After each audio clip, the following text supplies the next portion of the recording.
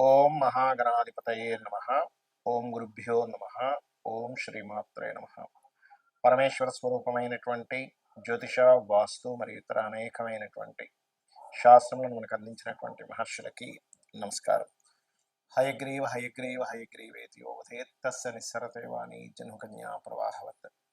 అరుణాం కరుణాతరంగితాక్షీం ధృతపాశాంకుశపుష్పబాణచాపాం మణిమాదిభిరావృతాం మయూకైః అహమిత్యేవ విభావయే భవానీ. శ్రీమాత్రే నమః.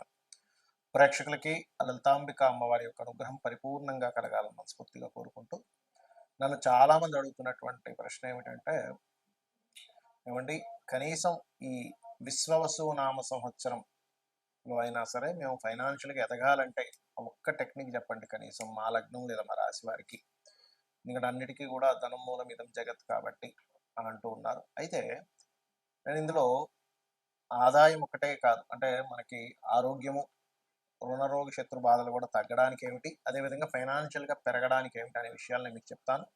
అయితే ఈ విషయాలు చెప్తుంది నేనైనప్పటికీ కూడా చెప్పిస్తుంది సాక్షాత్ లలిత అమ్మవారిగా భావిస్తూ ఒక్కొక్క లగ్నం గురించి తెలుసుకుందాం. వృశ్చిక లగ్నము, వృశ్చిక రాశి. వృశ్చికం వారికి ఉండేటువంటి గొప్ప శక్తి ఏమిటంటే సెల్ఫ్ కాంపిటీషన్ ఎక్కువగా ఉంటుంది. 1-6 లార్డ్స్ కాబట్టి నేను ఎలాగైనా గెలవాలి, మరి వాళ్ళకి ఇస్తే నాకెందుకు ఇవ్వరు, మనం వాళ్ళు సమానమే కదా, ఈ ఈ సమానత్వం అనేటువంటిది ఎక్కువగా ఉంటుంది. వృశ్చిక లగ్నం వారికి పట్టుదల ఎక్కువగా ఉంటుంది. సర్వసాధారణంగా వృశ్చిక లగ్నం వారికి ఉండే మరొక గొప్ప శక్తి ఏంటంటే వాళ్ళు ఎంత పని చేసినా అసలు అలసిపోరండి. అదొక గొప్ప విషయం వృశ్చికం వారికి.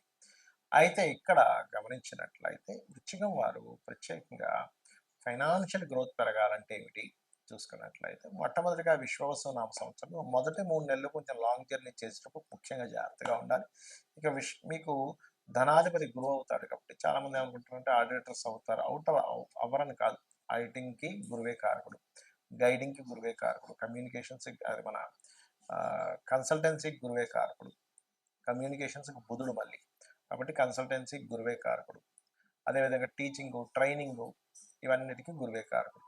మరి వీళ్ళు ఇదే అవుతారా అంటే ఎప్పుడు కూడా ఇది 90% అయితే 10% మారిపోతుంది. ఎందుకు అంటే ఆ గురువు వెళ్ళి శనితో కలిసాడు, టీచింగ్ లైన్స్ అయిపోతుంది. ఆ గురువు వెళ్ళి బుధుడితో కలిశాడు లేదా బుధరాశులతో ఉన్నాడు, అప్పుడేమవుతుంది, కన్సల్టెన్సీ అయిపోతుంది.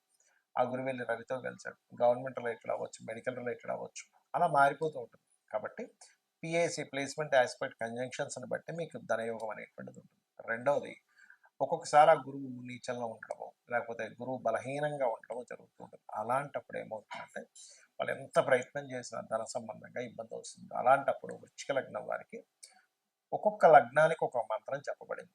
ఈ ఫలానా నామస్మరణ, దీనికి ఏమీ ఖర్చు అవ్వదు, మీకు రూపాయి ఖర్చు అవ్వకుండా చక్కగా కూర్చొని నామస్మరణ చేస్తూ మీ ప్రయత్నం మీరు కనుక చేస్తున్నట్లయితే ఖచ్చితంగా ఫైనాన్షియల్ గ్రోత్ ఉంటుంది. ఏమిటది, ఏం చేయాలి అంటే ఓం లక్ష్మీ నరసింహస్వామి అయి నమ గుర్తుపెట్టుకోండి. ఓం లక్ష్మీ నరసింహస్వామి అయి నమ మరియు ఓం సూర్యాయ నమ. ఈ 2 నామములు అద్భుతంగా మీకు ధనయోగాన్ని పెంచుతాయి వృశ్చిక లగ్నం వారికి. అలాగే మరి ఒక మంత్రము మీకు యోగాన్ని ఇస్తున్నప్పుడు ఒక దానము మీకు అవయోగాన్ని తీసేస్తుంది, గుర్తుపెట్టుకోండి. మరి ఏమిటండి, ఏ దానం చేయాలి అంటే బొబ్బర్లు, ముఖ్యంగా బొబ్బర్లని 1 కేజీ బొబ్బర్లు, తెలుపు రంగు వస్త్రము కలిపి దానంగా ఇవ్వాలి. అలాగే నువ్వులు, తెల్ల నువ్వులు ఇవ్వచ్చు, నల్ల నువ్వులు ఇవ్వాలంటూ ఉండలేదు, తెల్ల నువ్వులు, తెల్ల రంగు వస్త్రము. అయితే ఇక్కడ చాలా మందికి ఏంటంటే ఏమైనా నువ్వులు తీసుకునేవాళ్ళు లేరు, ఏం చేయాలి, గోవు పెట్టాలని అడుగుతుంటారు. గోవులకి నువ్వులు పెట్టకండి దయచేసి.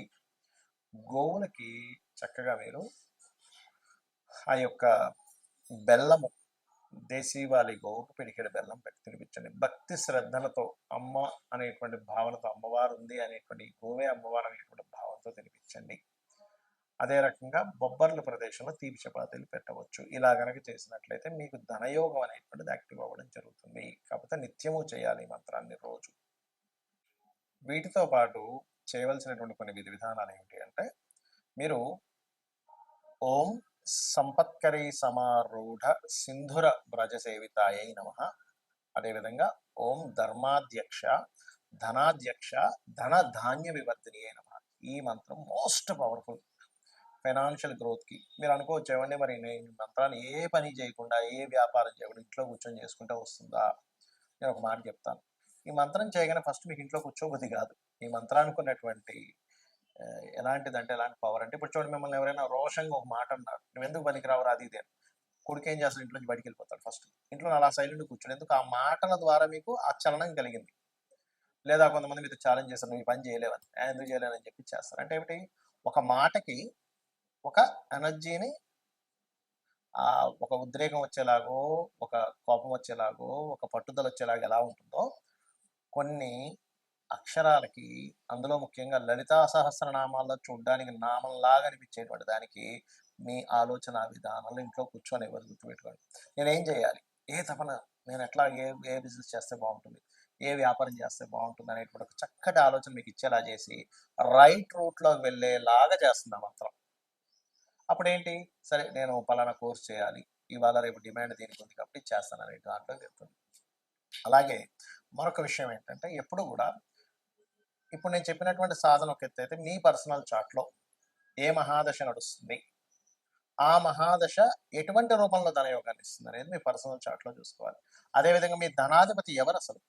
మేషం నుంచి మీనం వరకు 12 రకాలుగా ఉంటుంది. మేషానికి శుక్రుడైతే మిథున వృషభానికి మన మిథున రాశి అధిపతి అయినటువంటి బుధుడవుతాడు. మిథునానికి చంద్రుడవుతాడు.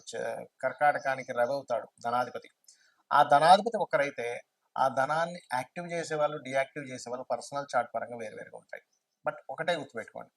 మీరు మీ జాతకం ఎలాగున్నా కూడా నేను ఇందాక చెప్పినటువంటి ఆ 2 మంత్రాలు అద్భుతమైన ఫలితాలిస్తాయి. ఇక రెండో విషయం, మీకు దగ్గరలో గోశాల గనక ఉన్నట్లయితే అందులోని ముఖ్యంగా దేశీవాళీ గోవులు ఉన్నట్లయితే అక్కడికి వెళ్ళి చక్కగా తేనె పూసినటువంటి చపాతీలు అంటే చపాతీలు ఎక్కడ కూడా నూనెలో వేయకుండా, నూనె పోసి కాల్చకుండా 3 చపాతీలు తీసుకొని దాన్ని చక్కగా భక్తి శ్రద్ధలతో నిజంగా అమ్మవారికి స్వయంగా నా చేత్తో తినిపిస్తున్నాననేటువంటి భావనతో గోవుకు తినిపించండి.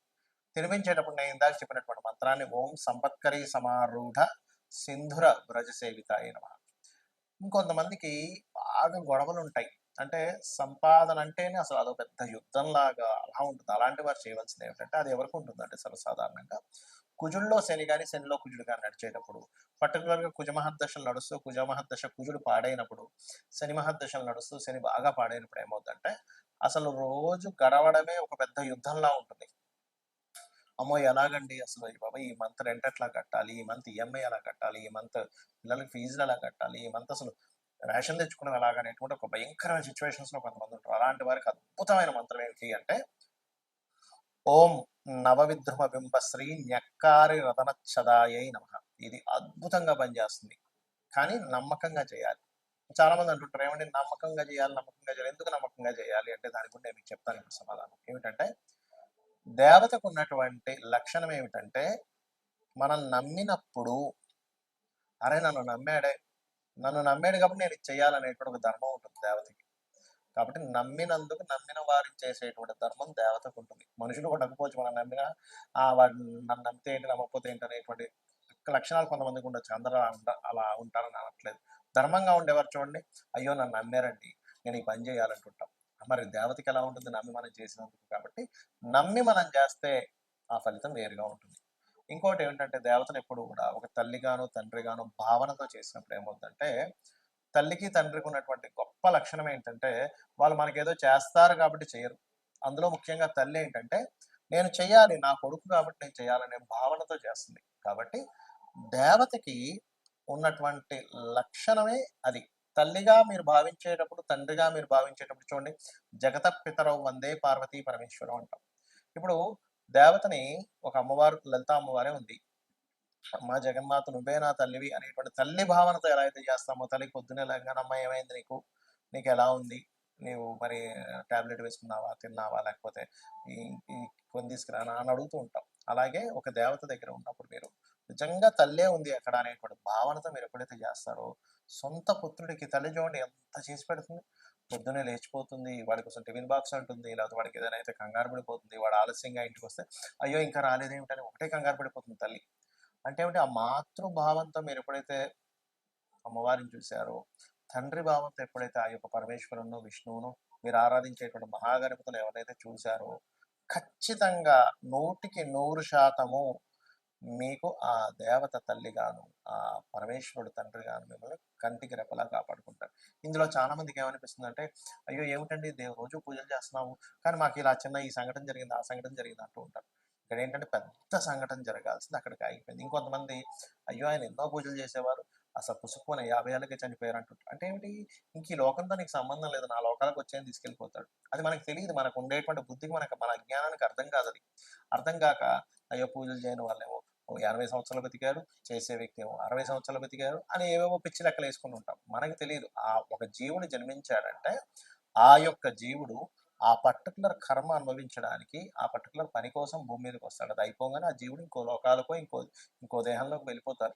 అది సంబంధం లేదు. కాబట్టి ఇటువంటి విషయాలు మీరు శాస్త్ర సంబంధంగా చాలా విషయాలు చర్చించగా తెలుస్తూ ఉంటాయి. కాబట్టి మీకు ధనయోగం పరిపూర్ణంగా ఈ విశ్వవసు నామ సంవత్సరంలో కలగాలని మనస్ఫూర్తిగా కోరుకుంటూ శ్రీమాత్రే నమః.